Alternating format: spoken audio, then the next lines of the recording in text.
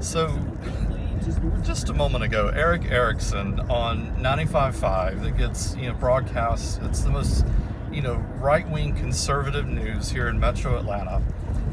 He called out Brandon Beach and a couple of others that just walked out on a bill, for taking public tax dollars here in Georgia away from public education to give to private education. Now, let's rewind. I grew up in all public schools here in Georgia. My mother was a single mother she divorced when I was very young. My family did not have the means to send me to private school, okay? If you want to go to private school here in Georgia, great, magnificent. But you can't have your cake and eat it too. You pony up the money and you go out and you pay for private school. You don't get to reallocate the tax dollars that you pay in and divert them to private schools. And Erickson is trying to spin this afternoon on 95.5 radio.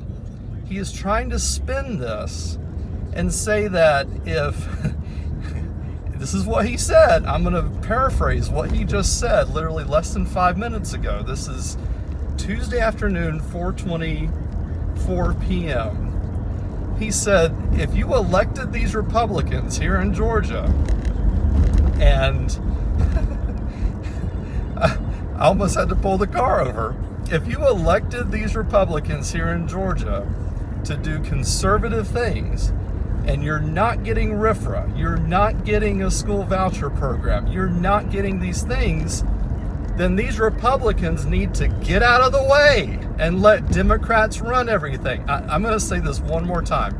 Erickson, one of the most conservative radio guys here in Georgia, threatened Republican leaders who have delivered nothing so far and said, if you can't deliver, get out of the way and let the Democrats take over. Thank you, Erick.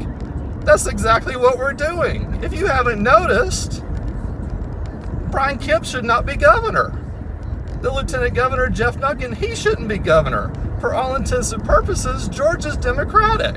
It's only because the Republicans stole the election did they actually... are those Republicans even up there? These guys are smart. They're not voting on these things because they want to get reelected or go to higher places. Good job, Erick. I'm glad you made that point today. Good job, buddy. Have a great week.